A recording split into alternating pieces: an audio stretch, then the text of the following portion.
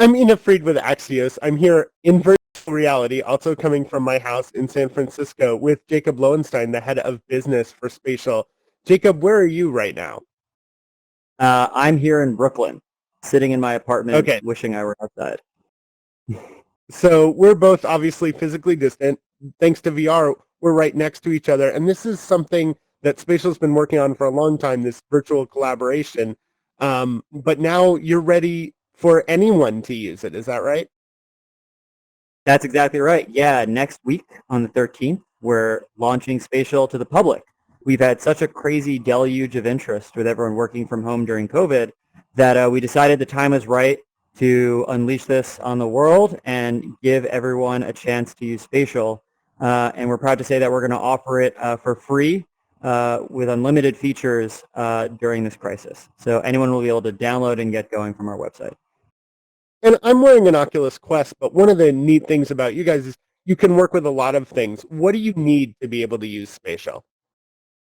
So we put a huge emphasis on accessibility. So if you want the most immersive experience, certainly you can use a headset. On the VR side, you can use an Oculus Quest. On the AR side, you could use a HoloLens 2, you could use a Magic Leap, or you could use an Nreal, which is going to be released very, very soon. But we also recognize that many people don't have headsets yet, right? And we want to make sure that no one would ever be left out. So with our web app, you can join from desktop or mobile. You don't need to install anything, and you could participate fully. And in the meeting that we kind of conducted before this, we even had participants joining from Marin County entirely from her browser. And the idea is obviously to bring people that are physically distant close to one another. It seems like a moment made for right now. But I imagine too, like right now we're sort of at the bleeding edge. And I've thought a lot about how much easier we are now having to work from home than we might have been 5 or 10 years ago. But if this were 5 years from now, this would kind of be commonplace, right?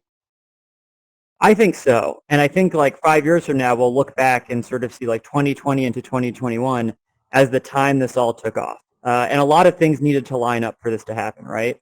We finally arrived at the moment where we have very functional and affordable headsets, right? Like the Oculus Quest and the Nreal, you could both buy for cheaper than a phone or, the price of a game console. Then we needed sort of like the back end, the backbones of this to be good enough, right? People having fast enough Wi-Fi, being able to orchestrate things in the cloud, and all that's very commonplace now. But the third thing that needed to align was really just people having the pain points to motivate them to use a solution like this, right? Because up until 3 months ago, like if I needed to work closely with someone, what were my options? Well, I could use video conferencing, I could co-locate them in the same office, I could even travel. But COVID's thrown all this on its head, right? No more travel, no more working in the same office. And while I think it's easy to believe or maybe hope that things are just going to bounce back to normal, the reality is that every company in the world now has been forced into a work from home experiment, and it's kind of okay, right? Like we could imagine if we could just send our kids off to school, working from home would actually be fine. And so I think that a lot of companies are going to reach the conclusion that like the exorbitant travel costs, the exorbitant costs of placing people in the same office, the opportunity cost of insisting on hiring people only in one city versus wherever they are, it's just very clearly not worth it. And so I expect work from home to be the new normal, not just because of this crisis, but even after this crisis. So I think it's useful to look back before we kind of look at the current moment, which is that like everyone was talking about VR previously because I just think we have a natural proclivity as a society to get really excited about technology and probably overly optimistic that'll arrive sooner than it's ready, right? I guess this is like classic hype cycle type dynamics. The reality is that, it's taken a very long time for VR to reach its moment. It's, sort of Damocles headset is like 40, 50 years ago. And so now we finally reached the moment where the hype died down, and what's been, happening in absence of hype is just really solid, great R&D and development, right? And so like we've gone from having like clunky, expensive headsets that are uncomfortable that you have to plug in to having ones that you just put on and work. We've gone from having like no developer ecosystem with people who know how to build for VR to having a robust ecosystem that knows how to do it. We went from having consumers who had no idea what VR, AR even were, let alone how to use it, to being increasingly educated.